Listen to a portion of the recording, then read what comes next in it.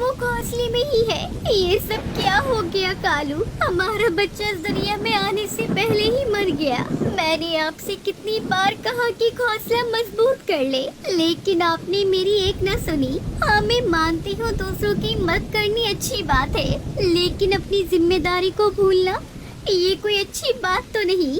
आज आपकी वजह से हमारा बच्चा खो दिया। मैं आपको कभी माफ नहीं करूंगी कालू जी।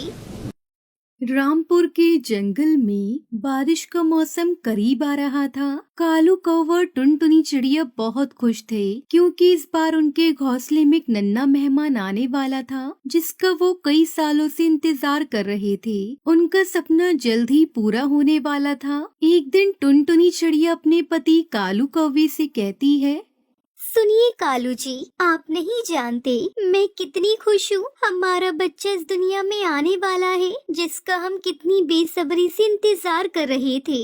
बस वो पल कुछ ही दिन दूर है जब हमारे पास हमारा बच्चा होगा। मैं उसे खूब ऊंचा उड़ना सिखाऊंगी ताकि वो दूर जाकर अपना खाना खोज सके। उसकी ये सब बातें सुनकर कालू कौवा भी बहुत खुश होता है। हाँ टुनटुनी चिड़िया, तुम जैसा चाहो वैसा करना। तुम जानती हो मैंने भी सोचा है इस बार मैं ऐसा घोंसला बनाऊंगा जो बारिश के हर कतरे को रोकेगा और हमारा बच्चा भी महफूज रहेगा। तुम परेशान मत हो, सब अच्छा होगा। तुम बस अपना ख्याल रखो और किसी चीज की फिक्र ना करो, मैं सब संभाल लूंगा।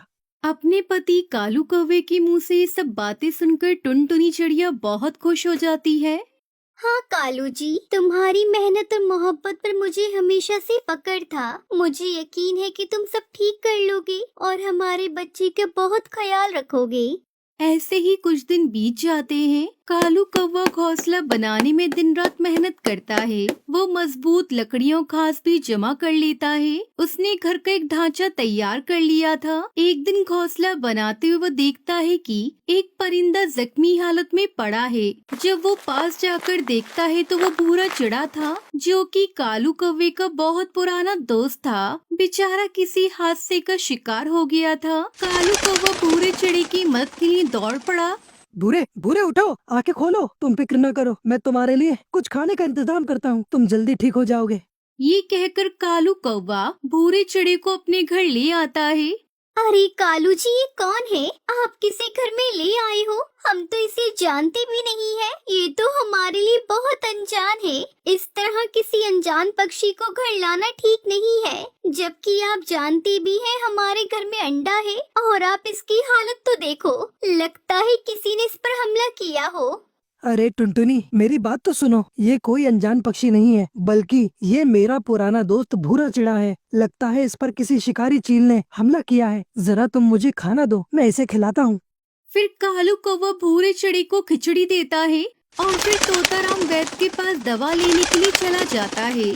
अरे कालू बोलो, कैसे आना हुआ? घर में सब ठीक तो है ना? तोताराम, अरे तोताराम वैद्य, मेरे दोस्त को बहुत चोट लगी है, जल्दी से उसके लिए दवा दे दो। ठीक है कालू भैया, ये लो दवा। सुबह शाम उसके परों पर लगाना, वो जल्द ही ठीक हो जाएगा। तुम ज्यादा फिक्र ना करो। ठीक है तोताराम वैद्य जी, आपका बहुत बहुत धन्यवाद। फिर कालू कौवा वैद्य को पैसे देकर दवा लेकर भूरे चिड़े के पास आ जाता है। कालू कौवा जल्दी से आकर भूरे की दवा दारू करता है और उसके पंखों पर दवा लगाता है। कालू कौवे ने अपनी सारी मेहनत और पैसे भूरे चिड़े को बचाने में लगा दिए थे। कालू जी, बारिश के दिन नजदीक आ गए हैं। अभी हमारा घोंसला पूरी तरह से मुकम्मल नहीं हुआ है। अब तो आपके दोस्त भी पहले से बेहतर है। अगर आप बुरा ना माने तो पहले आप अपना घोंसला मजबूत कर ले। हाँ टुनटुनी, कर लूंगा, अभी बहुत समय है। पहले मैं भूरा चिड़ा की मदद कर दूं उसका घर बनाने में, फिर अपना घर मजबूत कर लूंगा।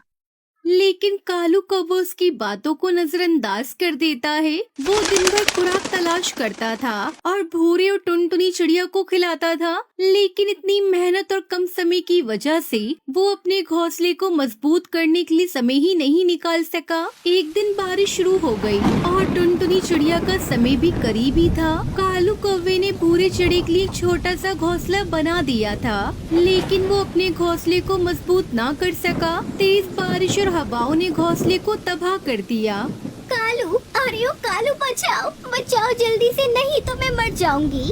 किसी तरह कालू कौवा टुनटुनी चिड़िया को लेकर घर से बाहर आता है। जैसे ही वो बाहर आते हैं उनका घोंसला नीचे गिर जाता है। बेचारा बच्चा घोंसले में ही था।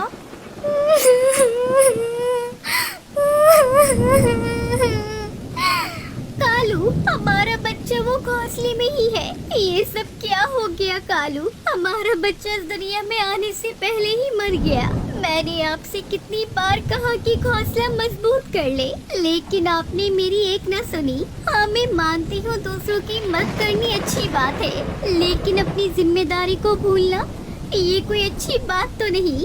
आज आपकी वजह से हमारा बच्चा खो दिया। मैं आपको कभी माफ नहीं करूँगी कालू जी। ये सब सुनकर कालू कौवा बहुत पछताता है। वो दोनों पति पत्नी बारिश में बैठे रो रहे थे कि पेड़ की एक शाखा टूटकर टुनटुनी चिड़िया पर गिर जाती है और टुनटुनी चिड़िया वहीं मर जाती है। ये सब देखकर कालू कौवा बहुत बेबस महसूस कर रहा था। हे ऊपर वाले, ये सब क्या हो गया? मेरी टुनटुनी, मैंने अपनी पत्नी और बच्चों को खो दिया। टुनटुनी ने मुझसे कितना कहा कि अपने घर को मजबूत कर लो, लेकिन मैंने उसकी एक भी नहीं सुनी। मुझसे ये सब क्या हो गया? मैं कभी अपने आप को माफ नहीं कर पाऊंगा। लेकिन अब उसके पास करने को कुछ भी ना था सिवाय अपनी पत्नी की यादों के। प्यारे दोस्तों, इस कहानी से हमें सीख मिलती है कि दूसरों की मदद करना जरूरी है, लेकिन अपनी जिम्मेदारियों को कभी भी नजरअंदाज नहीं करना चाहिए।